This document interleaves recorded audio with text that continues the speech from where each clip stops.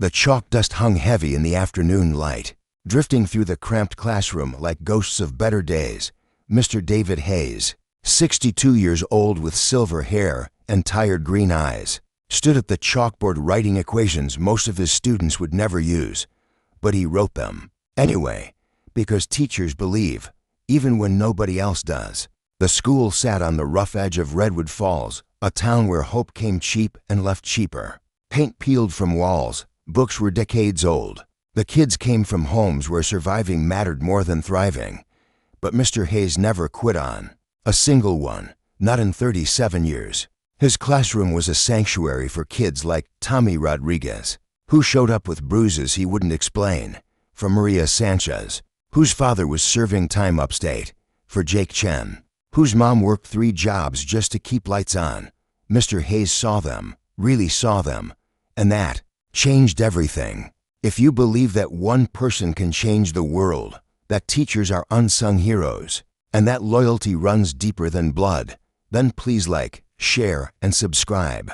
Tell us in the comments where you're watching from, because this story will remind you that the lessons we learn go way beyond any classroom. It started 3 weeks ago. Marcus Reaper Stone walked into Mr. Hayes' empty classroom after the final bell, 6'4", prison tattoos crawling up his neck, dead eyes that had witnessed too much. He wasn't a parent.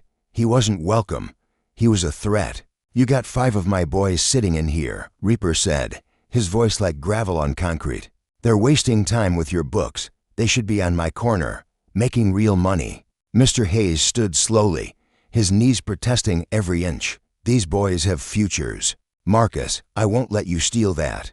Reaper laughed, cold, hollow. "You won't let me?" He stepped closer, invading the space between them.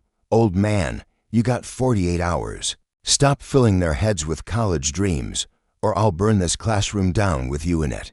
The threats came fast after that gang symbols spray-painted across the school entrance. Mr. Hayes' tires slashed twice in 1 week. Then the note slipped under his apartment door in the dead of night. Last warning. Back off or bleed. David Hayes had never backed down from a bully. Not in 1st grade. Not in 62 years of living. He called the cops. They shrugged. "Gang territory. We'll increase patrols." Empty words from 3 overworked officers in a forgotten town. The principal pulled him aside. "David, maybe it's time. Early retirement. You've done enough." Mr. Hayes looked at her with those tired eyes. "Mom, these kids don't need someone else. They need someone who stays." Friday afternoon. Last period. History class. The door slammed open. Reaper and 4 gang members stormed in, knocking desks aside, laughing like wolves circling prey. Student S froze, fear etched across their young faces. "Class dismissed," Reaper announced, "unless y'all want to watch your teacher bleed." Tommy Rodriguez stood up, 15 years old, barely 130 pounds, fists clenched tight.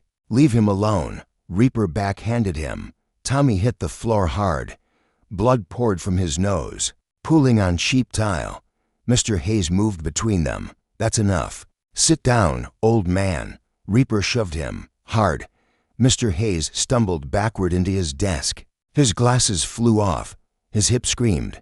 The room tilted sideways. "You had your chance," Reaper said, standing over him. "Now you're done." Before the story continues, if you believe in protecting the innocent, standing up to evil, and the power of brotherhood, please take a second to like this video, share it, and subscribe to the channel.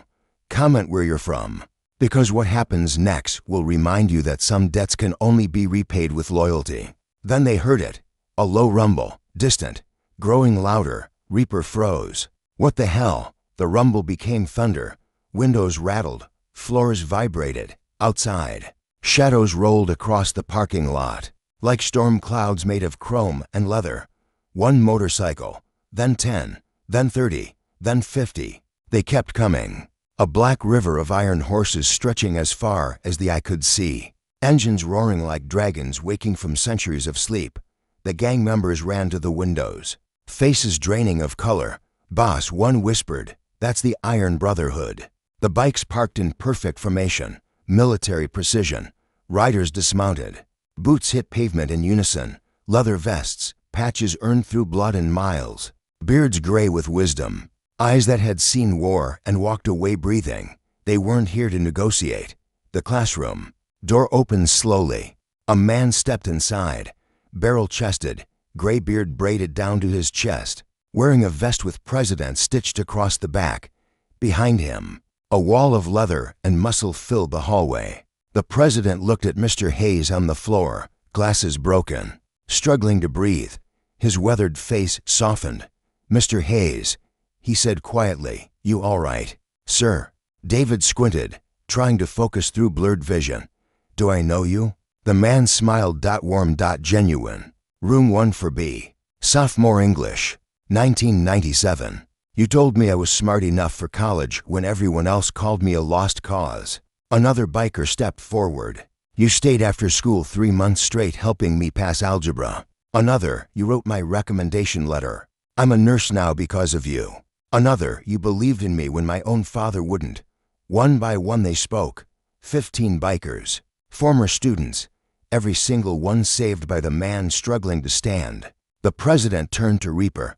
His voice dropped to something dangerous, lethal. "You touched our teacher." Reaper backed up. "Look, man, we didn't know. You didn't know." The President stepped forward. Slowly, "You put your hands on a man who spent his entire life giving kids hope, our teacher. The man who saved us when we were angry, lost, and stupid just like you." He grabbed Reaper by the collar, lifted him. "Here's what happens now. You leave. You never come back to this school. You never think about these kids again. Because if you do," he gestured to the 50 bikers crowding the hallway, "we'll show you what happens when you disrespect family." The gang stumbled out. Bloody, broken. They didn't run, but they left fast. The President helped Mr. Hayes to his feet, gently, like handling something precious. "Thank you," Mr. Hayes whispered.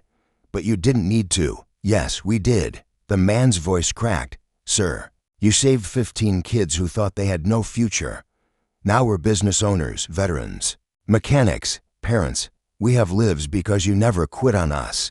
He pulled an envelope from his vest, thick, heavy. "We took up a collection, $50,000, for new books, new desks, whatever these kids need." Mr. Hayes' hands trembled taking it. Tears welled up. I can't. Just keep teaching, sir. That's all we ask." Tommy Rodriguez stood up, wiping blood from his face. He stared at the bikers, at Mr. Hayes. "You really came back for him." The President nodded. "Kid, when someone believes in you when the whole world's given up, you never forget, and you always protect family." That evening, Mr. Hayes sat alone at his desk. The 50 motorcycles were still parked outside. A wall of protection. They'd stay all night, every night, however long it took. On his desk sat a new note. Not a threat, a promise. Mr. Hayes' students never forget. And we always come home. The Brotherhood. If this story touched your heart, please like, share, and subscribe to this channel.